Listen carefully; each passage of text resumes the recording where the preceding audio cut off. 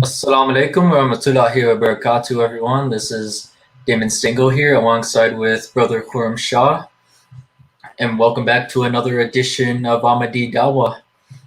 So, today I just wanted to discuss some things that I've been reading lately from philosophy of the teachings of Islam. Some very good stuff in there, some things that I've revisited that I haven't really read in like a couple years. And it's very interesting how one understands things like at a certain time more than they did like years back.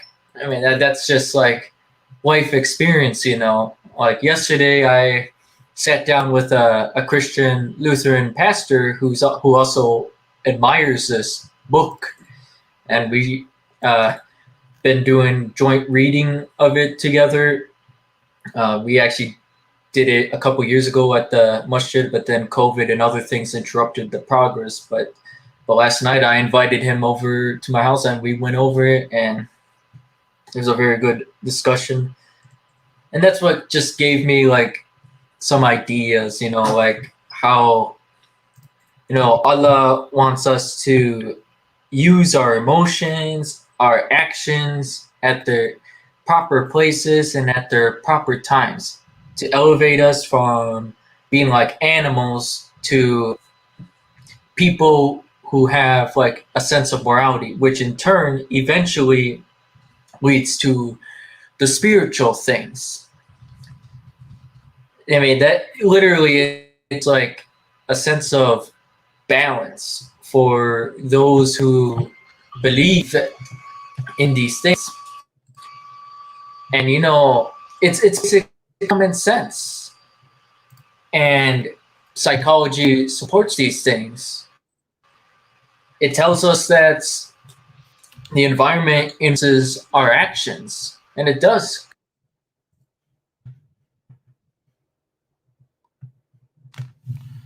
Assalamu alaikum wa rahmatullahi wa barakatuh. Thank you, Damon, for opening up our program this weekend, Friday, 5 p.m., 5:06 p.m. here in California. Alhamdulillah, we're going to be talking a little bit about God, morality, etc. Damon will be back here shortly. As you all know, the Ahmadiyya Muslim Community International last week hosted the God Summit on MTA, and alhamdulillah, millions and millions of people have been able to watch that or have heard about it, at least, alhamdulillah. And many great programs. Today, I wanted to talk a little bit about God, morality, the Holy Quran, logic, etc. You know, there were some people that had some questions about, things not making sense. And so I wanted to see if we can get Damon to answer some of these. I'll share my thoughts as well.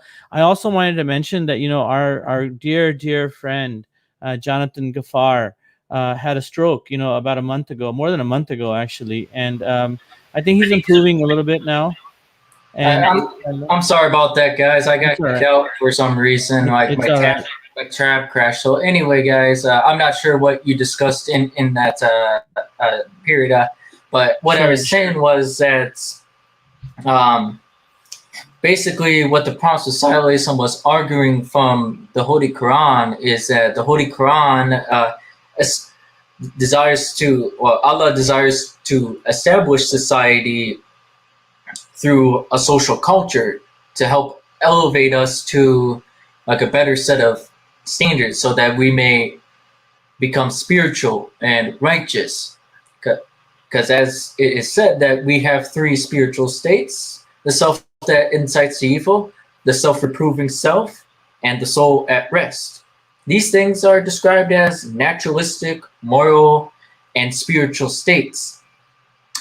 There are things that we do that we naturally have good within us, and this was described in the Review of Religions stream last weekend, and it's just very interesting how it alludes to things that are well known by humanity, well known by those who just observe everyone around them. And I would just say that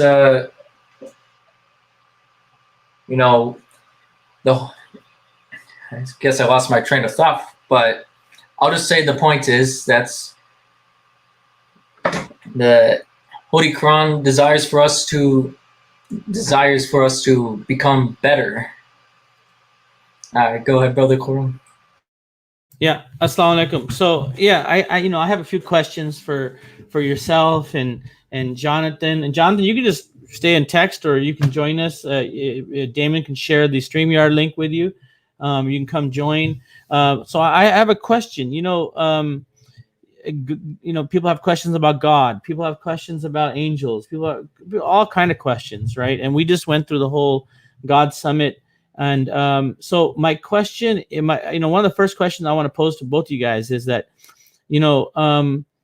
people that are born Muslims, they read the Holy Quran. They might not read it with the intention of trying to understand it. It's just normal to them to read it. But some people might say that we don't get anything from it. We're not, we're just sleepwalking through it, or we're just taking the steps. And converts are saying, yeah, wow, this is awesome. We're getting so much out of it. What is it about the Holy Quran that gets you guys so excited?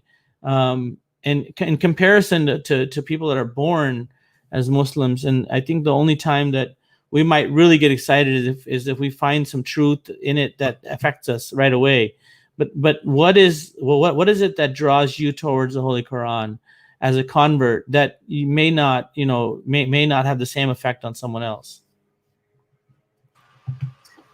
Well, much of it I have already just mentioned, but I will say this.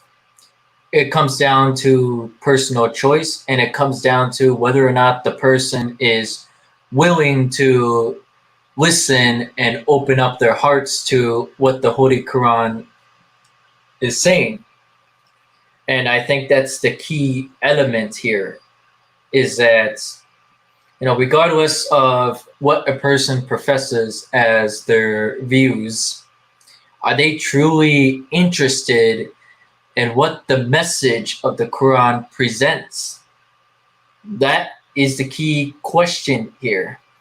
And for those who are converts, they are willing to open up themselves to the message of the Holy Quran.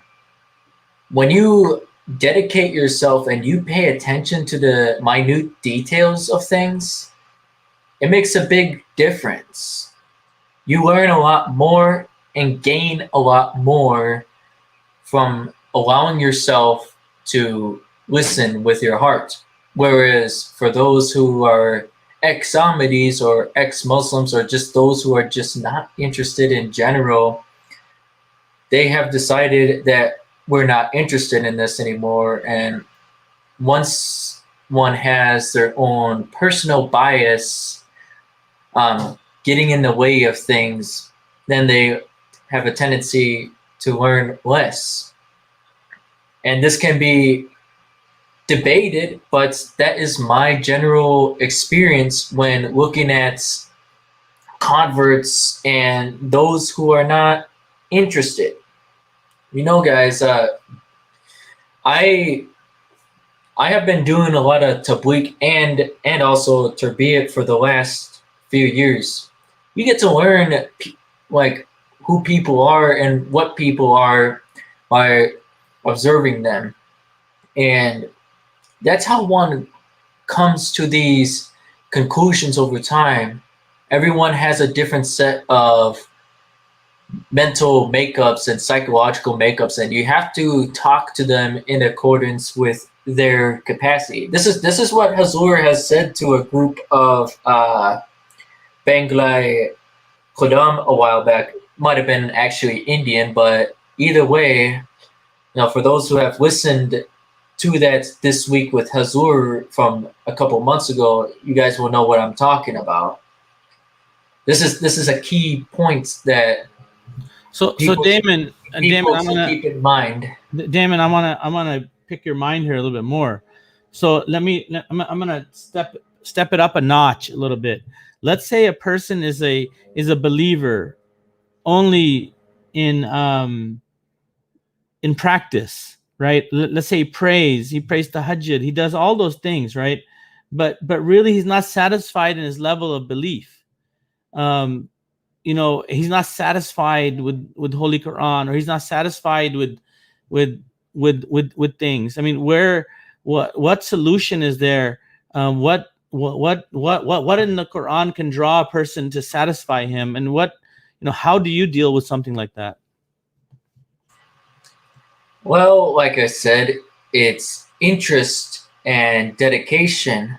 So for those who are trying their level best, but for some reason they're not like satisfied with the results that they're getting, it is repeatedly emphasized that we have to look deep inside ourselves to see why are we not getting the satisfactory results.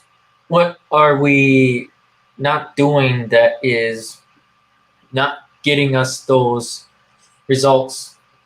Yeah, I think they should go back to like the roots of their faith and why they have decided to be a part of this faith, not just because it's the same faith as their parents, but what can the faith do for an individual person that can help like satisfy them and set things straight for them.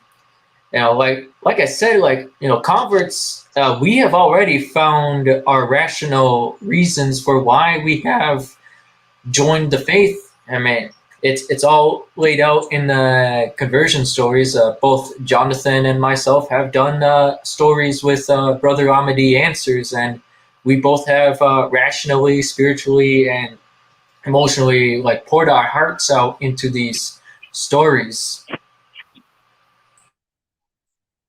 All right, Jonathan. Same question to you. Then, Jonathan, how you doing? You had a stroke a while back. You want to share a little bit with us, or would you like to just kind of keep that to yourself? I can speak a little better. Can you hear me? Yes, I can hear you. Yeah. Okay, so I can speak pretty well, but it's a little labored, and like I said, I started taking the homeopathic recipe from the fourth Khalifa for strokes on June 3rd, and within my second dose, like 2 days in, I was able to move my thumb and a couple of fingers a little bit, and now it's been like I'm on the third week now.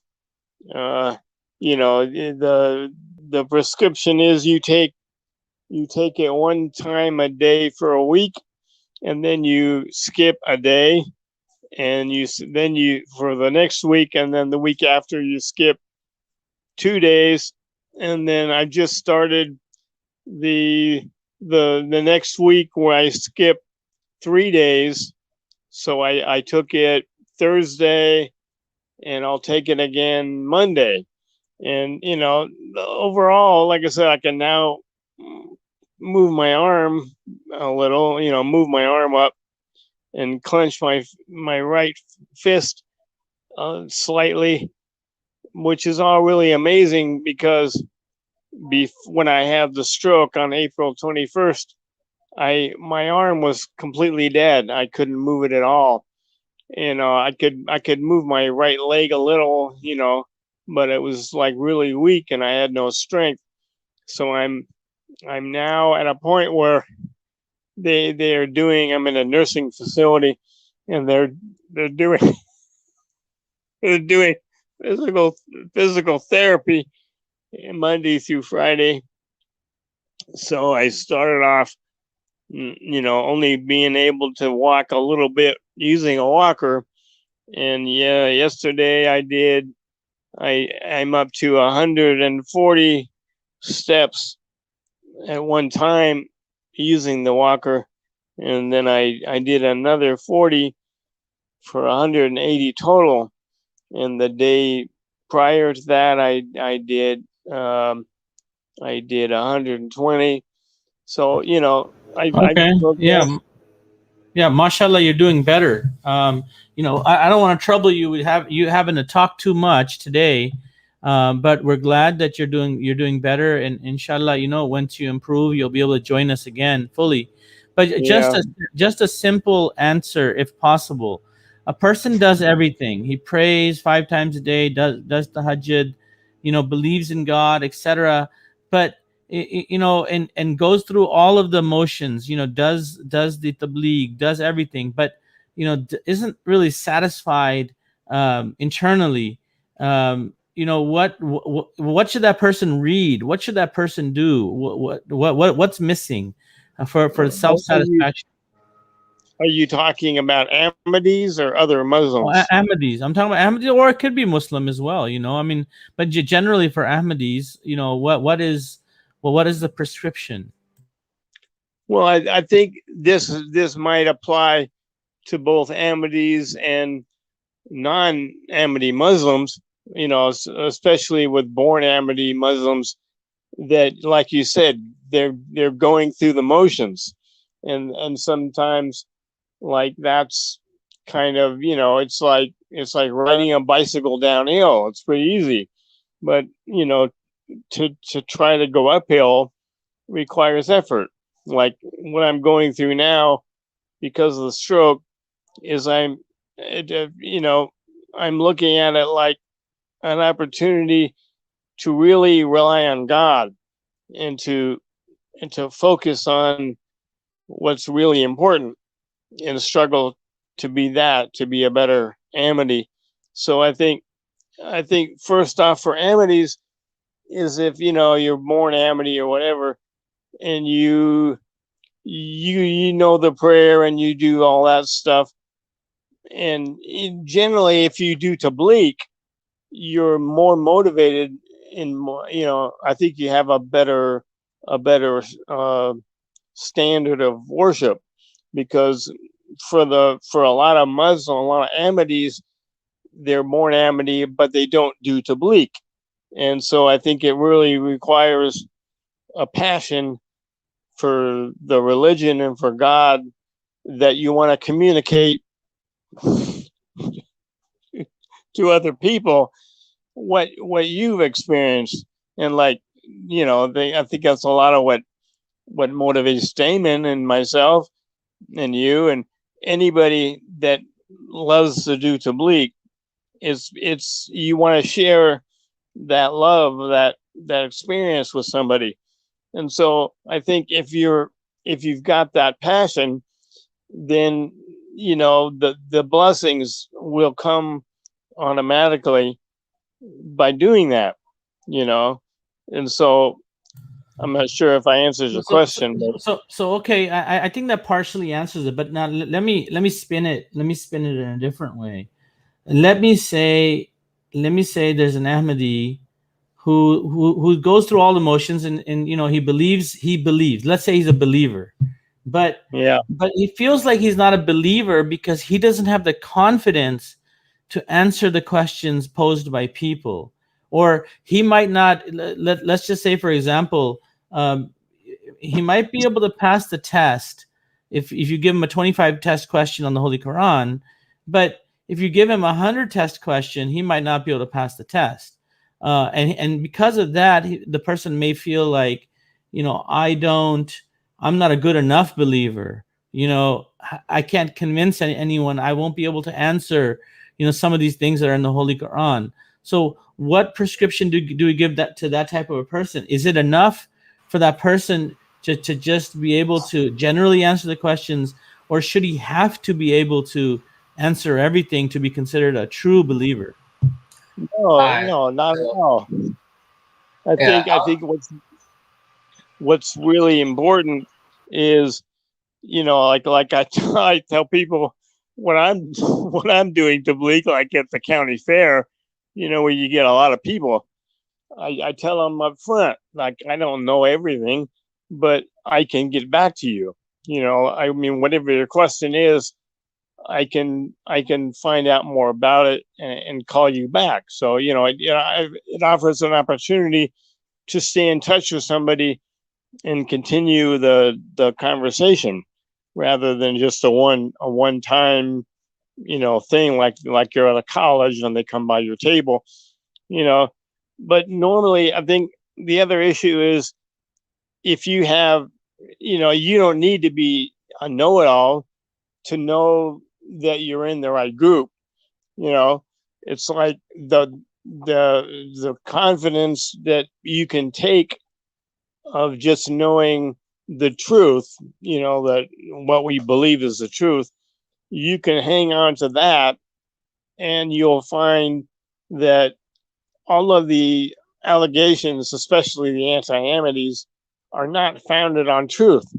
And so they can say whatever they want and show you something in the Quran or whatever, but always remember, in the end, the Quran will support you. In reality, it'll support you. And so what they're going on, like the anti-amities, is really just what the status quo is. Like they believe Jesus is alive in heaven and all that stuff, but it's not in the Quran. So they've interpreted the Quran based on their cultural society, status quo in Islam. And that's really a wrong way to look at it. So just have confidence in who the promised Messiah was and what he did and what he said, and you'll come out on top, more or less. Yeah, I'll say this. For me personally, whenever I feel that I don't have enough knowledge on a certain thing, I say the same thing that Jonathan says, that I will research this, I will look it up, and that's what I do. I occasionally like to be challenged on things, and it pushes me to research a topic further.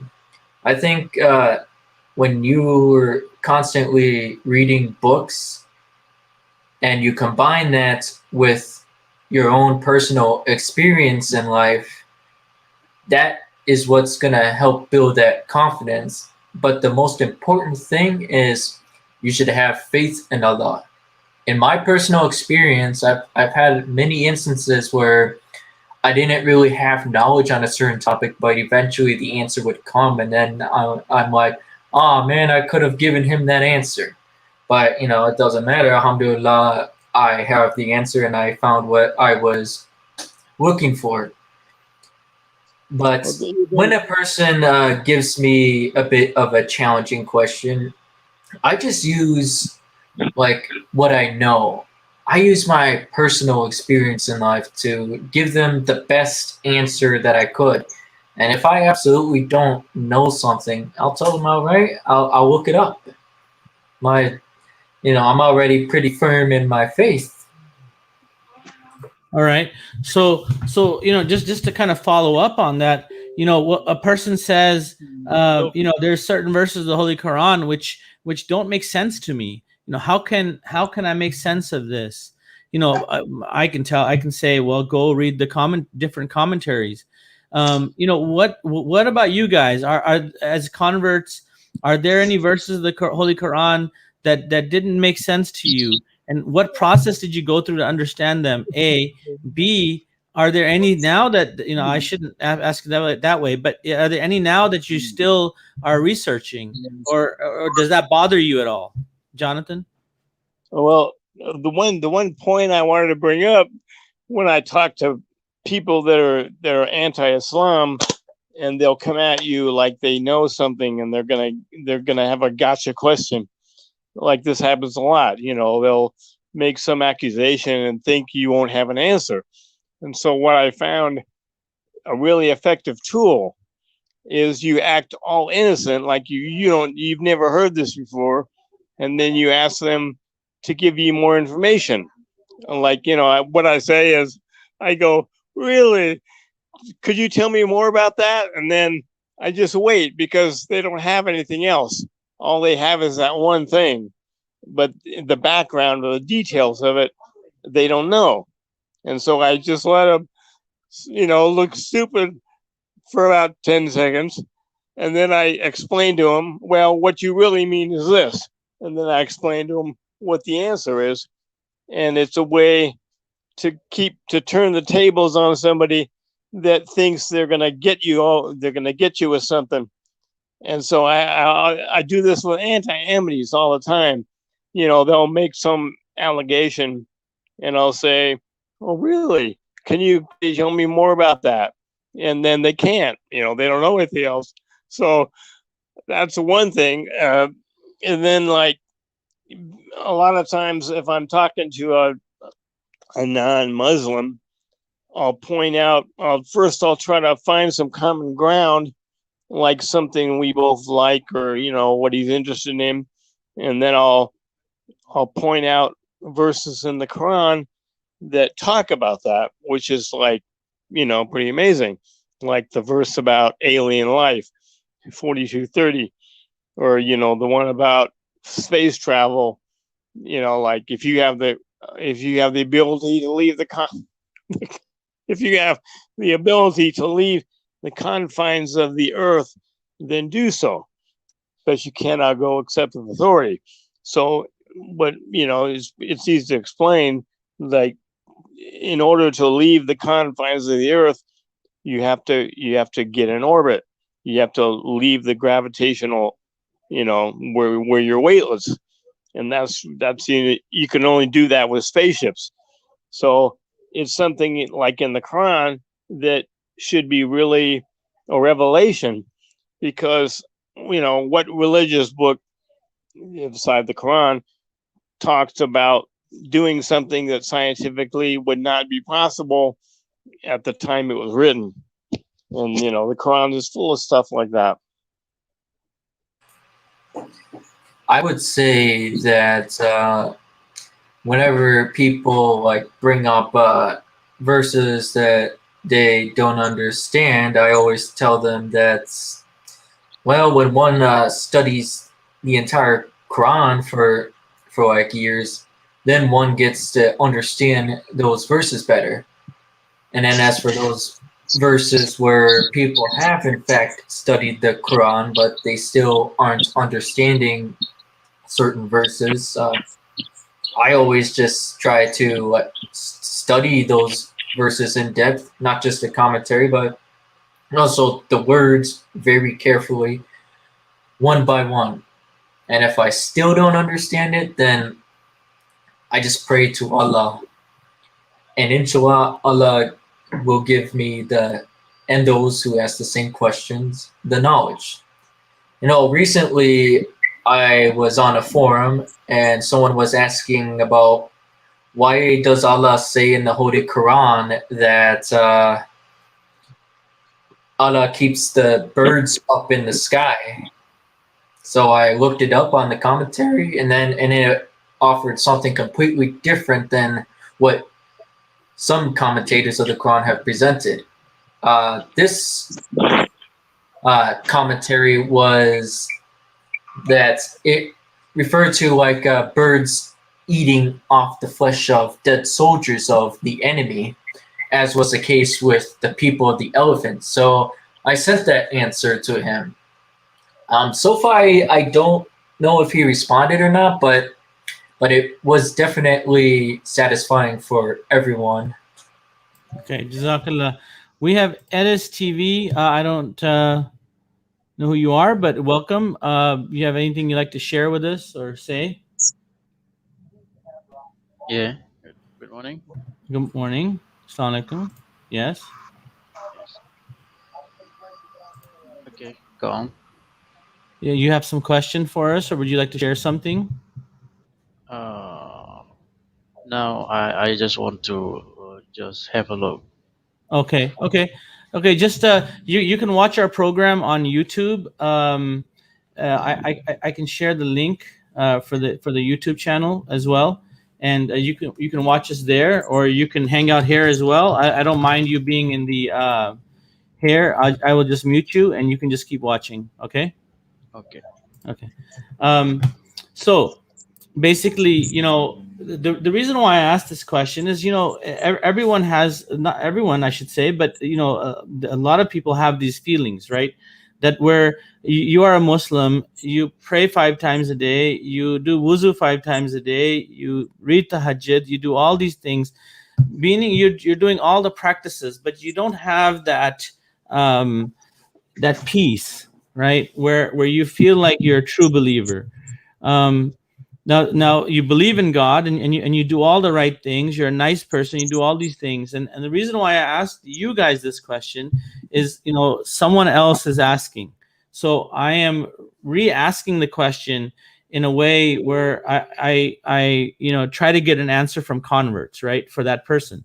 So how does that person have to pray harder? Does that person have to read more of the Holy Quran? Does that person have to read more the books, more books, and to try to understand, how to improve himself? So So that's the reason why I brought it up. I'll say this. I was asked a very similar question last night from our Lutheran Christian pastor friend of ours, who asked me a very similar question while we were going over a passage of the philosophy of the teachings of Islam. He asked me that, you know, how do you guys know that you are going to become like perfect believers and perfect doers of good? And I answered very humbly, I cannot answer this question for myself. Maybe when I'm 40 years old, I might answer that better. But as far as I know of, people are at different levels. And according to my best understanding of this subject, you have to reform yourself as best you can, and inshallah, Allah will help you. Allah will aid you with his angels. And especially like for those who are the most hardest working in their deeds, they'll get the help of Allah. They'll get the help of Allah through the agency of the Holy Spirit, which is the Archangel Gabriel. And this is something that the Prophet mentions in many places in his books. So just to go back to the question, I think we really shouldn't be too hard on ourselves. Like when we find ourselves like doubting ourselves. I think we should just try our best to be like good people. I think we shouldn't be like despairing, like, or being as expecting ourselves. Like Allah has given us things according to our capacity. He does not burden any soul that is beyond its capacity. I think that's just try your level best, and inshallah, Allah will help you. Yeah, what Damon's saying is true. And the other way to look at it is usually if somebody is feeling inadequate, or they look at converts like they're special or something, and it's not true. The only difference is converts come from a place of not knowing anything generally about Islam. And so when they're looking, usually, like for me, it was kind of a revelation in terms of when I first started studying Islam. I was amazed at how much I already believed. I just didn't understand it in Islamic terms. So on one level, it was pretty easy for me to convert. And then another way that I looked at it was a journey of discovery of what Islam was all about in terms of the nuts and bolts. Whereas I think somebody who's born Muslim, which I'm guessing the person who asked the question is a born Muslim, a born Ahmadi, and in that case, they're raised up from the time they're a little kid to know all the nuts and bolts. So it's not a learning experience so much for them as just what they have to do. And so they just, normally do it. So I think the difference also is how converts experience the realization of God. And I think that's the key, where somebody may know all the nuts and bolts of Islam, but they haven't really experienced the reality of God, or the nearness of God to them. And so that's why I always hold on to that verse. I remember that verse in the Quran, 7:157, I think, where it says, well, I'm not sure if that's the verse number, but essentially God says, Allah is closer to you than your life artery. So he's not some outside thing. It's not something that you have to find outside of yourself. It's already in you. You just have to kind of wake up that connection. And so, prayer is a really good way to do that. And I think it's probably the only way on one level to do it, especially tahajjud. So in most of the really profound experiences I've had where I felt the presence of God or felt connected to Him, it's been while doing tahajjud. Okay, Jazakallah. So Edis TV has a question for us. He's Christian and he's from Indonesia, and he would like to ask us a question. Edis, you want to type it, or would you like to speak and ask your question? I try to speak. Okay. Okay. First of all, I'm sorry if my English not good. I will ask a question for you only here. What do you think about did the Quran copy from the Bible? I will give you one example for this case. What do you think about the Quran copy from the Bible, or Quran is plagiarism from Bible? So let me answer this, brother. I'll put you back on mute so we don't have any feedback, and I'll answer this. So we believe the God is the same God, right? Just like your name is Idis. I'm not sure what your real name is, but 10 years ago, if you wrote something, and if you write something now, you are the same person, right? So throughout history, we believe that God is the same God. For many hundreds of thousands and millions of years, we believe that God is the same God. So we believe the same God sent the message in the Bible, and the same God sent the message in the Quran. So if He's the same God, His message will not change. It will not contradict. Although the message can, be more clear, but the message will generally not change. So the Quran did not copy from the Bible. The Quran instead relates some of the stories from the Bible and uses those as an example for us so that we should not make the same mistakes, or it uses the example for us so that we should follow what the righteous people did in the Bible. So the Quran did not copy, but instead in the Quran, we have the repetition of what is mentioned and what happened with the previous prophets. So it's nothing which you can say, aha, look, the Quran is copying. The Quran is saying the same thing. In the Bible, it's written, God is one.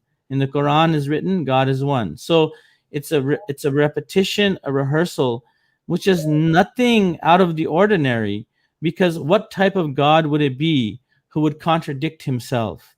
That could not be a God whose message would be contradicting. So this is what we believe. I hope that answers your question. If not, you can rephrase, or if Jonathan, you want to say something? There's another important point about that proves how the Quran did not copy from the Bible. Number one, the Bible didn't exist in Arabic until 100 years after the advent of Islam. And that's number one.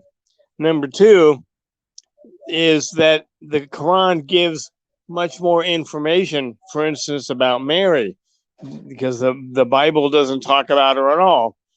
you know. So what's fascinating is I have a Christian friend who likes Mary, and he's really a big fan of Mary and Jesus. So one of the things that really got his attention was reading the Quran, chapter 19, and all the verses in the Quran where it talks about Mary, and with all high respect and things like that.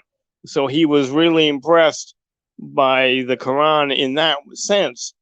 So I think like you were saying, what God does is he uses the example from other books like prophets, talks about prophets, because if you are a Christian, you're going to relate to the prophets that like Jonah or David or whoever, Noah. And so that's why the Quran talks about them, but it's like always with respect, like you'll never see anything vulgar about the prophets of the Old Testament or nothing vulgar about Jesus. Whereas the Bible, I have my Christian friend Glenn, who was on the show once, he's rereading the Old Testament, and he calls me up and he says, "Oh my God, I just read this story about Lot and his two daughters." And I say, "Yeah, you never heard that one?" I go, "It's why you can't read the Bible to children." Genesis 19:35. Lot sleeps with his two daughters, or his two daughters sleep with him, and is really offensive.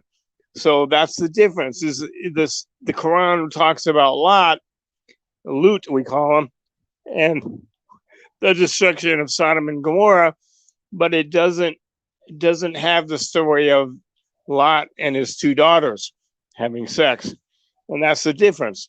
There's nothing vulgar in the Quran that defames the prophets. I will also add that when the stories of past prophets that are mentioned in previous scriptures, such as the Bible, being related, you'd have to remember the religious geography of Arabia of the time that the Holy Quran was revealed. Okay? And the Holy Quran claims itself to be a book for everyone up until the day of judgment. And when we look at the religious geography of Arabia during the time of Muhammad, what did we have? We didn't have just Muslims. We also had Jews, Christians, Zoroastrians, and pagans. Now, fast forward 1,400 years, we still have Muslims, we still have Christians, we still have Jews, and yes, there are certain Zoroastrians still around. I mean, they're like almost a dead faith, but they're still around. But the point I'm trying to make is that since Christians are still around to this very day, it makes sense that stories of previous prophets are related. Of course, yeah, just as Jonathan Bai said, they're going to defer from the Bible because the Quran corrects allegations that the Bible makes to the previous prophets. And I think that's some things that we have to understand when understanding the Quran. Thank you. It is. Okay. Yes. Okay, I will ask my brother Jonathan Gafar. You say that there's no Quran in the time of Muhammad, but I've ever read about a story in the Hadith that Muhammad was angry to Umar because Umar bring the Torah. Have you ever heard the Hadith? No, I mean, I find it really hard to believe because the Quran itself says check the previous books for guidance and for clarification. So it seems really odd that Muhammad would be angry with the Omar reading the Torah. Well, he couldn't read the Torah anyway, but talking about it. Number one, Omar wouldn't have read the Torah because, like I said, the Old Testament, it still took a while for it to arrive in Arabic. It was in Hebrew still. So unless only the way the stories from the Bible would get communicated to Muslims is through former Christians or former Jews. So that's one way for Muslims to know about the Quran. I mean, know about the Old Testament or the New Testament. Well, not the New Testament, yeah. So it's like that. So No, again, no, So, I just, let I me, just, Jonathan, so what Edis is saying, what Jonathan said earlier, what Jonathan proposed earlier was that the Arabic, the Bible, as in, was not available in Arabic. Now you are referring to, the Hebrew Bible being available, and there were Jews living there at the time. We definitely know that the Torah was available, but in the Hebrew language, the Jews didn't speak. Generally, as far as we know, they didn't speak the Arabic language. They generally communicated amongst themselves in the Hebrew language, as they do today. They don't speak. They speak English, but they don't speak Arabic. But what he's talking about an event, Jonathan, that took place where the Holy Prophet ﷺ had said that if Musa alayhi salam was alive today, he would be follower of the Prophet ﷺ. So there's some dispute in regards to that, what's written in the Bible, and Hazrat Umar brought that according to one version of the Hadith. But this is something that we would have to look into further, Edis. But I'll let you continue. But this is something we have to look into further. Go ahead. well, my friend, that beside the point. I mean, I just correct you if you say that there's no Bible in the time of Muhammad. It's it's not talk about what language in the Bible is that time. I mean, I just talk that there's Bible in the Muhammad time. Yes. So well, Jonathan I didn't don't say. deny that. Of course, there was. Yeah. It just Jonathan wasn't didn't say. available. Yeah. Jonathan didn't say there's no Bible. The thing is that if there is the Bible, right, the whole Prophet Muhammad, who we believe is not able to read, he wouldn't be able to read it. But the accusation against the Prophet, may peace and blessings of Allah be upon him, is that he heard these stories orally from others. That over a period of time, he heard these stories orally from others, and that's how they came into the Quran. This is the general Christian and Jewish allegation against the Holy Prophet. So even we do know that majority of the time, even throughout history, within the last couple of 100 years, the Bible only began to be printed widely in the last 200 years. So we know throughout history that it's not like the Bible was available in every single home. That only occurred recently. So even during the time of the Holy Prophet, may peace and blessings of Allah be upon him, there might have only been one Bible available in the whole village, and so the rest is oral tradition, which these stories could have been heard and then they could have been relayed. So just to clarify that, we don't disagree that the Bible did not exist.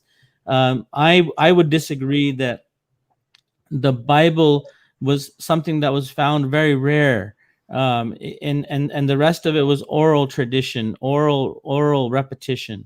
So Edis, I hope that clears that up.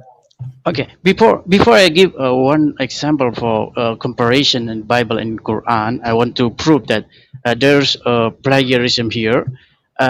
I want to make it clear. Let's be clear for this case first. Uh, the problem is Muslim believe that Muhammad told before in Torah and in Injil before he come, and the problem is why did Muhammad angry to his friend Umar when Umar bring the Torah Yes. I think why he angry? Why he angry to So the Umar? question is that you have to bring us. So first of all, you have to give us the hadith number. So when you present something, you have to give us the reference so that we can bring it on the screen. We can look at it. You know, you can't blindside us and say why. You actually have to show us what Oh, hadith number it is, right? So that we I can look at use it. I use handphone. I can use I can Okay, it's okay. So we can look up that later. Now, when you use the word plagiarism, I explained to you that God has to be the same God, right? We can say that Jesus plagiarized, he plagiarized the New Testament from the Old Testament, right? But that would be wrong. You know, he said, "Do you not read the scriptures? It says such and such and such and such." So in a way, he plagiarized the Old Testament. The fact of the matter is that the God is the same God. He sends the same message. He sends the same reminders, and over again, it's those things remain the same. And so, if the Prophet Muhammad, may peace and blessings of Allah be upon him, delivered some of the same things, we can't call it plagiarism, because then we would also call what Jesus is saying plagiarism, because Jesus is also pointing to the prophecies of the Old Testament. For example, you Christians believe that in Isaiah, a son shall be born, a child shall be given, you know, he'll be called Heavenly Father, Counselor, etc., etc. And Jesus repeats, Christians repeat this, and they say this is a prophecy for Jesus. So in the same way, we say that is a prophecy for Muhammad, may peace and blessings of Allah be upon him. And we have our reasons to explain that, and you have your reasons to explain that. So that's a longer discussion which can take place over a longer period of time. Today our program is only for 1 hour. We are, enjoying speaking with you in a very, very nice way. But I think plagiarism is a very tough word, because we can apply that in the same way in the New Testament with the Old Testament, having plagiarism. Anyone? Okay, Go ahead. okay. I give one example to prove that it's plagiarism. We can look in the Gospel of Luke, chapter 1, ayat 31, and we can compare it with the Quran in the chapter Maryam, ayat 19. Okay, so Can you? Let me I just know, say. I know what he's referring to. So Damon, hang on basically, 1 he's second. saying that because the first few chapters of the Gospel of Luke, as well as the second part of Surah Maryam, chapter 19, are similar. Therefore, the Holy Prophet Sallallahu Alaihi Wasallam, God forbid, plagiarized from it. But however, the problem with your allegation is that there are differences between Maryam and the Gospel of Luke, and I will say this: the Holy Quran expands on the life of Maryam. Like, for instance, she was made into, like, she was put into the priesthood of Aaron, like, which is why she was called the sister of Aaron in chapter Maryam. No. Let me finish. Damon, hang on just 1 second. Let me just clarify again. See, Edith, I think the point that you're not understanding, and we don't need to answer, the addition. What we are saying is the God is the same God. The story can't change. It has to be the same. So when you call it plagiarism, I accept. Because the message has to remain the same. Why would the message be different? In only the case the message is different, where you say, where the Christians say, or the Bible says something bad that the prophets did, and the Quran clarifies it. So we accept that the message of the Quran is similar to the message of the Bible. There's no harm for us in that, and actually there's blessing for us in that, because that means our God is the same God. He's not a different God. You want us to say your Quran should be different. Thus, our God would be a different God. And we can't accept that because we believe our God is the same God. Damon, I'll let you finish your track of thought and then we'll go back to Edis, okay? Edis, I promise we'll come back to you. Okay, so I apologize, Edis, if I got a little heated for a second, but I will say that the Holy Quran expands on the life of Maryam, where the four Gospels they don't really mention her as much. So I think this is where I would say that I would disagree with your premises of how the Holy Quran was, God forbid, fabricated. Okay, so now just before we come to Edis, so what Damon is saying is that if it was just plagiarism, right, it would just be copied word for word, or maybe some changes a little bit, but not anything more than that. Whereas in the Holy Quran, as I mentioned earlier, and Damon is mentioning, that a lot more is mentioned about Mary, which doesn't exist in the Bible. So if it was just plagiarism, then it would have stopped at the plagiarism. But indeed, since there is much more mentioned, then this clarifies that this is from God. So Edis, it's your turn. Okay. I don't want to talk that it is not plagiarism, because I find the problem here. When we see is in Arabic, in Maryam ayat 19, it said in Arabic, "Innama ana rasulu li ahaba laki gulaman zakiyan." It's a problem. The word li ahaba, in the English translation, it's translated to give. It is a problem. You see my point? What verse is this?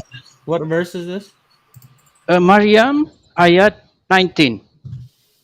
Okay, so Maryam ayat 19. Can you share screen in the Yeah, screen? I will.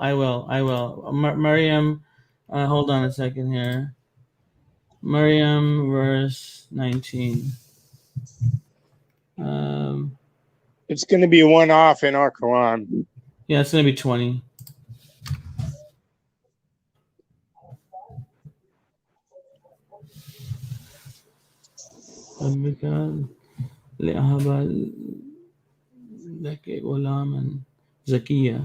So let's just read before that one verse.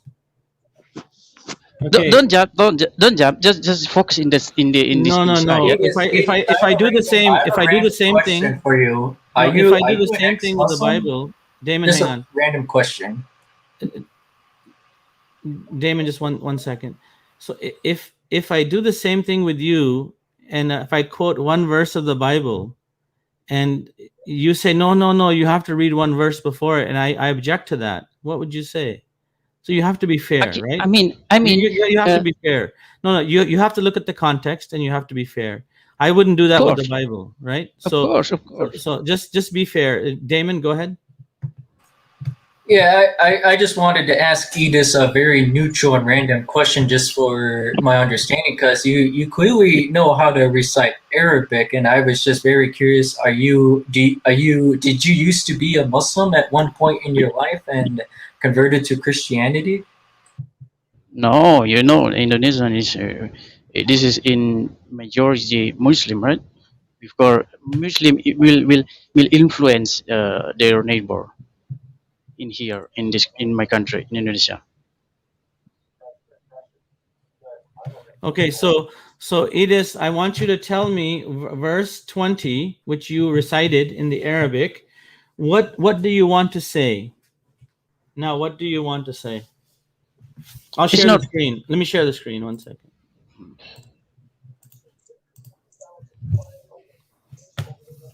Okay, what do you want to say?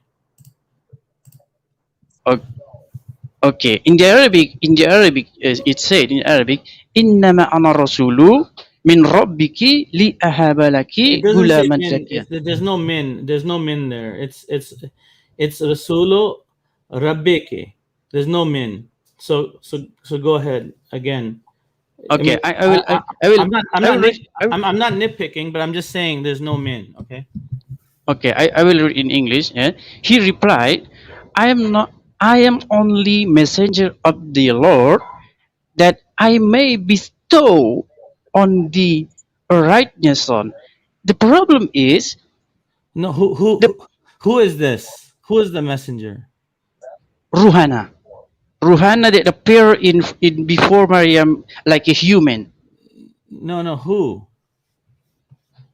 According to Muslim scholar, this is Jibril, but Okay. I don't Okay. agree with Okay. that. But no. But you have to.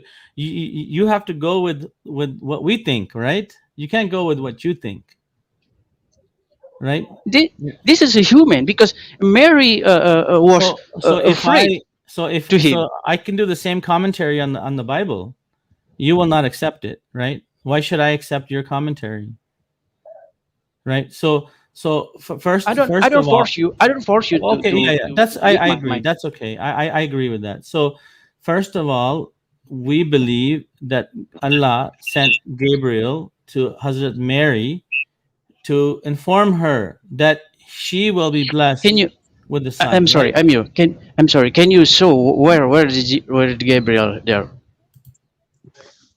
Where the word Gabriel there? So this is what it says. We sent our angel, right? And verse 18.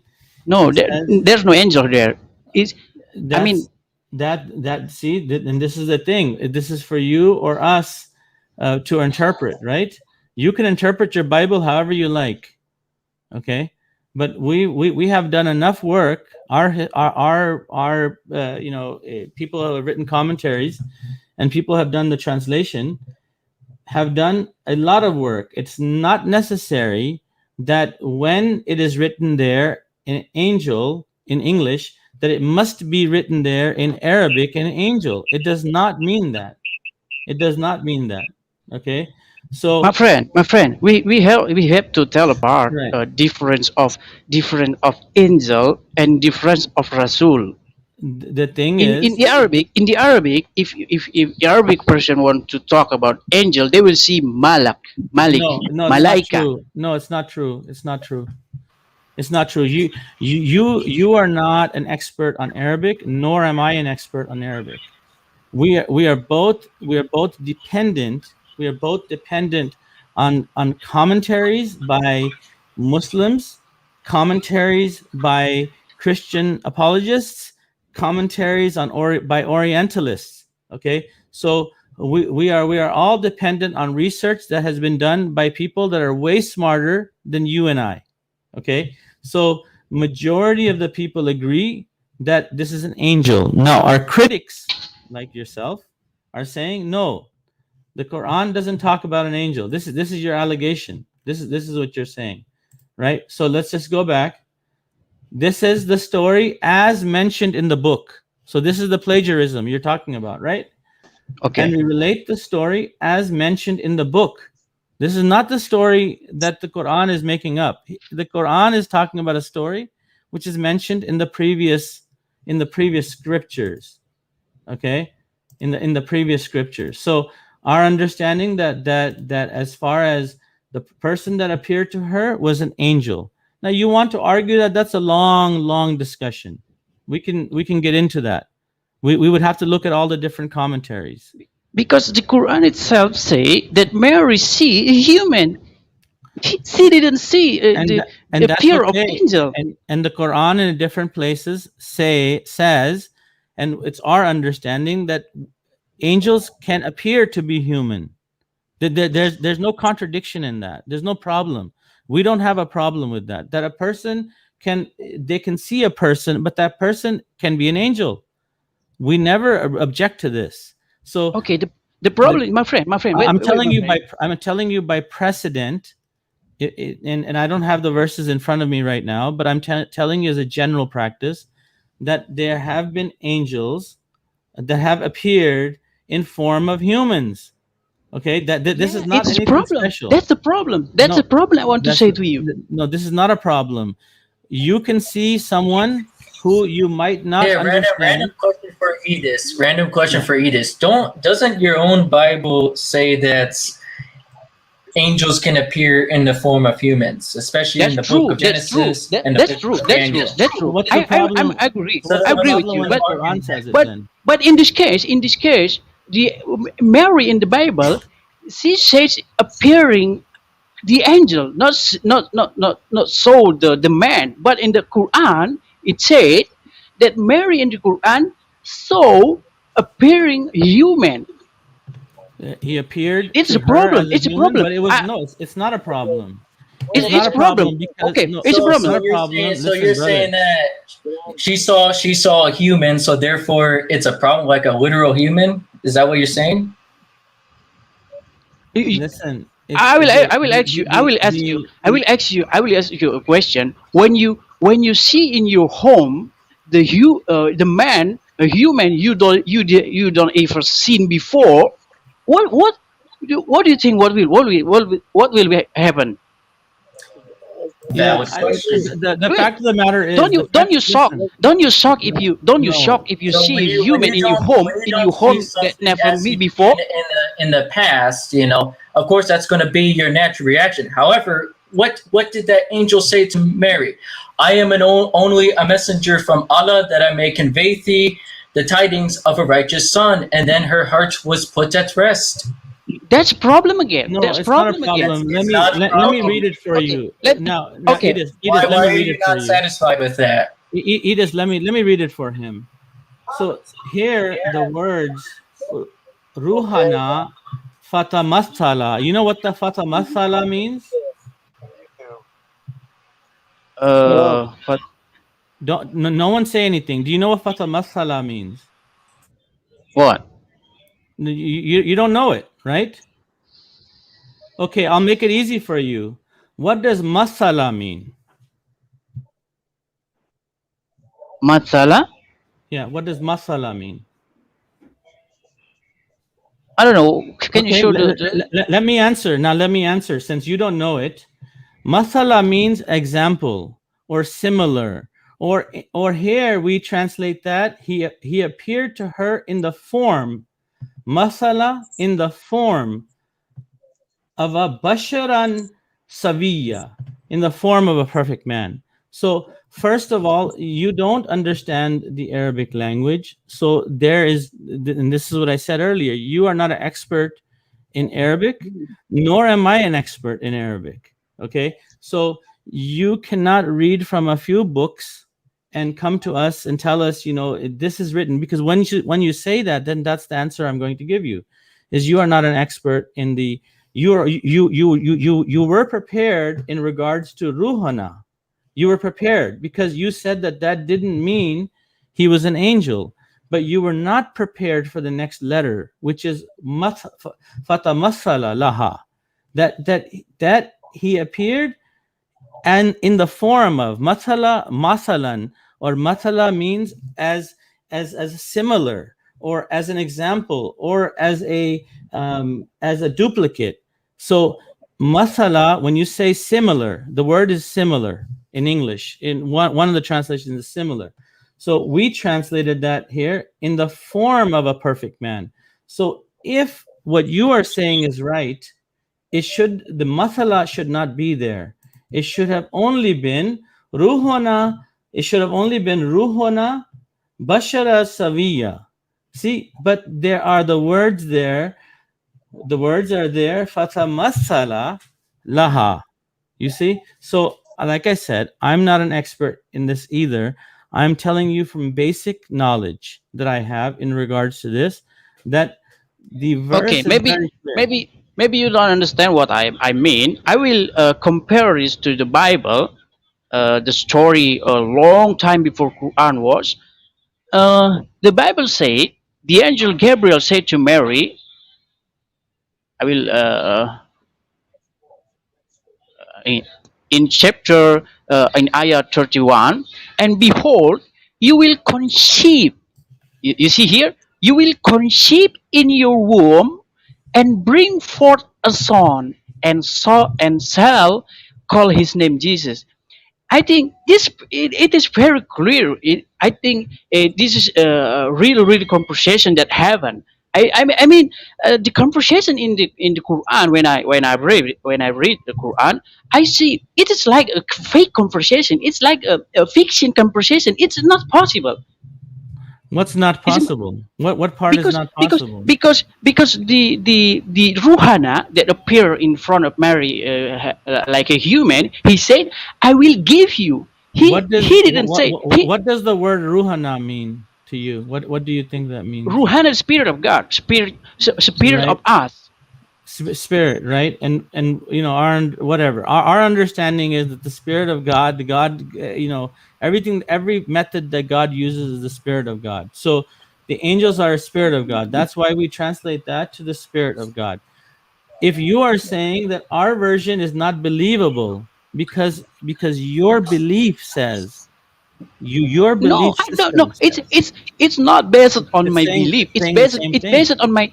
It's based on our logic, So thing. are Because you basically saying that there's a difference between like a spirit and an angel? No, no, but then there's no I don't say plagiarism. I don't say There's about no I don't say about plagiarism then. That's the I thing. don't There's no say about the plagiarism. angel. I don't say Because about the angel, but I honestly have no clue what you're trying to attack the Quran on. I mean, no No, offense, but the it thing seems is, like you're mixing several yeah, things, he's and mixing. I'm not So sure if that can even be considered an allegation at this point. Because Edis, we are over time today by 12 minutes. We only had 1 hour.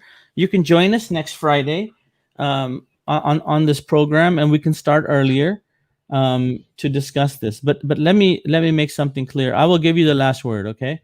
But let me okay. make something clear. The first thing is that you said that the Quran is plagiarizing, right? That's the first thing you said. Then you presented a verse where it's different. So this verse is not plagiarizing because it's not believable to you. So I think it's better that you should have a plan the next time you come, a better plan. And if and when we can discuss next Friday, 5 p.m. Pacific Standard Time, which is I don't know what time it is in Indonesia, but you can have the last word, and then then Damon and Jonathan are going to speak, and then we will talk to you next time. Okay, go ahead, Edis. Okay, okay. I thank you to you all here. This is morning in Indonesia. It is 8 o'clock. Uh, the case I want to say to you, the problem.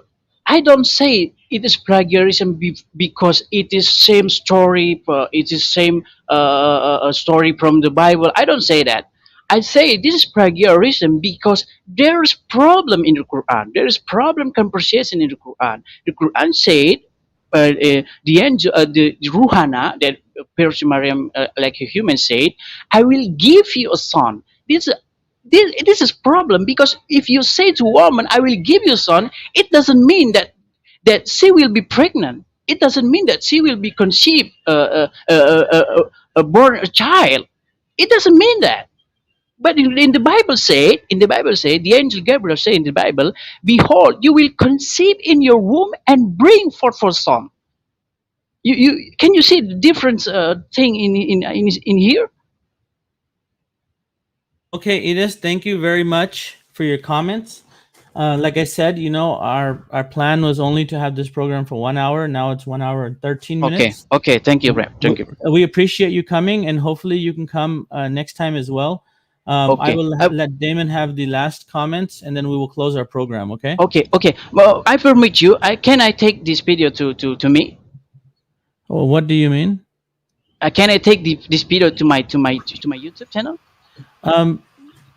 I need to learn more about your YouTube channel first before I Okay, allow you okay, to okay. use Never mind. this. Okay, To never use mind. this. Okay.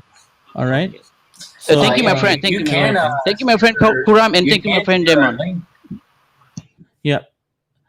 Okay. Thank you very much, Edis TV. We appreciate you coming and joining us.